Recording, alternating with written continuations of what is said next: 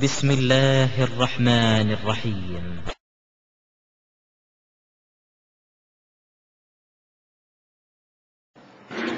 கனவுகளிலே பெரியார்கள் வருகிறார்கள், கனவுகளிலே நபிகள் நாயகம் ஸல்லல்லாஹு அலைஹி வஸல்லம் வருகிறார்கள், கனவுல எங்களுக்கு அதை சொன்னார்கள், கனவுல எங்களுக்கு இதை சொன்னார்கள், கனவுல ஆபரேஷன் பண்ணினார்கள், கனவுல வந்துதான் இந்த தர்காவை கட்ட சொன்னார்கள். இந்த மாதிரியான ஒரு வாதங்களை வைத்து இது சரிதான கனவுல தான் வந்து அவங்க தான் அவுலியா தானே சொல்றாங்க, ரசூல் ஸல்லல்லாஹு அலைஹி வஸல்லம் அவங்க தானே சொல்றாங்க என்று சொல்லி இதை நியாயப்படுத்தக்கூடியதை நம்ம பரவலாக பார்க்கிறோம். ஏன்னா குர்ஆன்ல இருந்து அவங்களுக்கு ஆதாரம் காட்ட முடியல என்று சொல்லும் பொழுது, நபிகள் நாயகம் ஸல்லல்லாஹு அலைஹி வஸல்லமுடைய போதனையிலிருந்து ஆதாரம் காட்ட முடியலை என்று சொல்லும் பொழுது, ரசூல் ஸல்லல்லாஹு அலைஹி வஸல்லம் கனவுலே வந்து எங்களுக்கு சொல்லிட்டாங்க, அது ஆதாரம். குர்ஆன்ல இருந்து நேர காட்ட முடியல, ஹதீஸ்ல காட்ட முடியல என்ற கனவுல ஹதீஸ் வந்துச்சுங்கிறாங்க. ரசூலுல்லாஹ் சொன்ன ஹதீஸ் தானே. ரசூல் ஸல்லல்லாஹு அலைஹி வஸல்லம் வந்து கனவின் மூலமாக எங்களுக்கு அதை சொன்னார்கள், இதை சொன்னார்கள். ரசூல் ஸல்லல்லாஹு அலைஹி வஸல்லத்தையும் சொல்லுவாங்க, இமாம்களையும் சொல்லுவாங்க, பெரியார்களையும் சொல்லுவாங்க, மகான்களையும் சொல்லுவாங்க. இப்படி அட்ரஸே இல்லாமல் ஒரு 10% தர்காக்களுக்கு வந்து கனவு தான் காரணமா இருக்கும். ஒரு இடத்துல திடீர்னு தர்கா கட்டுவாங்க, என்னப்பா இங்க யாரும் வாழவே இல்லையே, எப்படி தர்கா கட்டுற? இல்ல கனவுல ஒரு பெரியார் வந்தாங்க, நான் இந்த இடத்துல அடங்கி இருக்கிறேன்னு சொல்ற. அவர் வந்து கனவுல வந்து சொல்றாராம், நான் இந்த இடத்துல வந்து அடங்கி இருக்கிறேன் என்று இந்த பெரியார் சொன்னாரு, அதுக்காக தான் நாங்க இந்த தர்காவை கட்டுறோம். பெரியாரே வந்து மெனக்கட்டு சொல்லும் பொழுது நாங்க எப்படி அதை மறுக்கிறது? இப்படி சொல்லக்கூடிய காட்சியை நம்ம பார்க்கிறோம். கனவு பற்றி அறியாமையில் இருக்கிற காரணத்தினாலதான் இப்படி எல்லாம் சொல்லக்கூடிய காட்சியை பார்க்கிறோம். முதலாவதாக கனவை பொறுத்த வரைக்கும் நபிமார்கள் அவங்களுடைய கனவுகள், நபிமார்கள் இல்லாத மற்றவர்களுடைய கனவுகள் என்று இரண்டு வகையாக கனவுகளை நம்ம பிரிக்கலாம். மார்க்கம் பிரிக்கிறது. நபிமார்களுக்கு அல்லாஹ் கனவுல வந்து ஒரு செய்தியை சொல்வானேயானால் அது வந்து வஹி, அது அல்லாஹ்விடம் இருந்து வர்றது. கனவின் மூலமாக அல்லாஹ்வே சில செய்திகள் என்ன செய்வான், சட்டங்களை கூட கொடுப்பான் நபிமார்களுக்கு. அவங்க நபிமார்களா இருக்கிற காரணத்தினால இது இறைவனிடமிருந்தான் வந்திருக்கிறது. ஷைத்தான் போய் கனவுல விளையாட முடியாது. நபிமார்களுடைய கனவுகளை அல்லாஹ் காப்பாற்றுவதற்காக வேண்டி என்ன செய்யறான், ஷைத்தான்கள் கனவுல வராமல் அல்லாஹ் ஆக்கி இருக்கிற காரணத்தினால அவங்க கனவின் வழியாகவே நிறைய சட்டங்களை வந்து பெற்றுக் கொள்வார்கள். ஆயிஷா நாயகி அறிவிக்கிறாங்க, அவ்வளுமா புதிய பிஹி ரசூலுல்லாஹி ஸல்லல்லாஹு அலைஹி வஸல்லம் ரூய சாலிஹா, நபிகள் நாயகம் ஸல்லல்லாஹு அலைஹி வஸல்லம் அவர்களுக்கு ஆரம்பத்தில் வஹி வருவதற்கு முன்னாடி அவர்களுக்கு இறைவன் புறத்திலிருந்து வந்த செய்திகள் எல்லாம் நல்ல கனவுகள் வழியாகத்தான் வந்தன. ரசூல் ஸல்லல்லாஹு அலைஹி வஸல்லம் அவர்கள் 40வது வயசுல நபியாக ஆவதற்கு நெருக்கமான அந்த கட்டத்துல அந்த ஹிரா குகையில இருக்கும் பொழுதும் அதுக்கு முன்னாடி என்ன செய்யும், ஒரே இறைவனைத்தான் வணங்கணுங்கிற இந்த கருத்து கனவின் வழியாக அவங்க உள்ளத்துல எல்லாம் போட்டுட்டே இருப்பான்.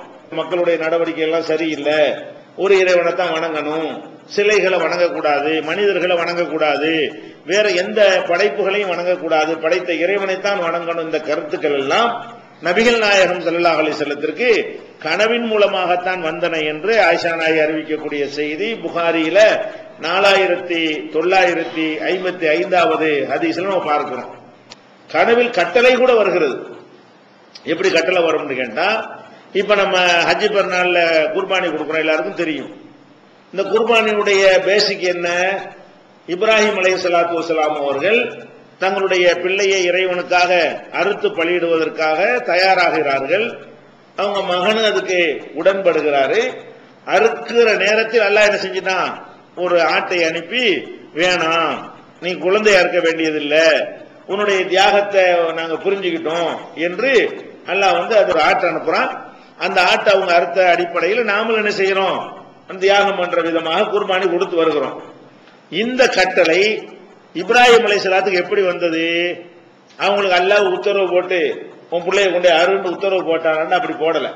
எப்படி அந்த கட்டளை வருகிறது என்று சொன்னால், இப்ராஹிம் அலைஹிஸ்ஸலாம் அவர்கள் அவங்க மகன்கிட்ட பேசின ஒரு உரையாடலை 37வது அத்தியாயத்தில் 102வது வசனத்தில் இருந்து அல்லாஹ் சொல்றான். 102, 103 வரிசையா வருது. அதுல இப்ராஹிம் அலைஹிஸ்ஸலாம் என்ன செய்யறாங்கன்னா, மகன்கிட்ட சொல்றாங்க, யா புனைய, அருமை மகனே, அதாவது அறுப்பதற்காக வேண்டி புள்ளைய அழைச்சிக்கிட்டு போக போறாரு இல்லையா, அந்த டைம்ல என்ன செய்யறாங்க, இப்ராஹிம் அலைஹிஸ்ஸலாம் மகன்கிட்ட போய் பேசுறாங்க. எப்படி பேசுறாங்க? யா புனைய, அருமை மகனே, இன்னி அராபில் மனாமி, கனவுல நான் பார்த்தேன், அன்னி அது பகுக்க, உன்னை நான் அறுத்து பலியிடுவது போல கனவில் நான் கண்டேன், பொந்தூர் மாதா தரா, உன் அபிப்பிராயம் என்னன்னு நீ சொல்லு. இப்ராஹிம் அலைஹிஸ்ஸலாம் அவர்கள் மகன்கிட்ட கேட்கறாங்க. எப்படி கேட்கறாங்க? அல்லாஹ் நேரடியா என்னிடத்துல பேசி உத்தரவு போட்டான் என்று அவங்க சொல்லவே இல்லை. அல்லது ஜிப்ரீல் அலைஹிஸ்ஸலாம் போன்ற வானவர்கள் உங்க பிள்ளையை அறுத்து பலியிடுங்க என்று கட்டளை வந்தது என்றும் அவங்க சொல்லவில்லை. மகனிடத்தில் எப்படி சொல்றாங்கன்னு கேட்டா, இன்னி அராபில் மனாமி, கனவுல தான் நான் பார்க்கிறேன், அன்னி அது பகப்ப, உன்னை அறுக்கிற மாதிரி நான் கனவு காண்கிறேன். இந்த கனவின் மூலமா அல்லாஹ் என்ன செய்யறான், அறுக்க சொல்லி எனக்கு உத்தரவு போடுறான்னு நான் புரிந்து கொள்றேன். நீ என்ன கருதுகிறாய், பொந்தூர் மாதா தரா அப்படின்னு கேட்கிறாங்க.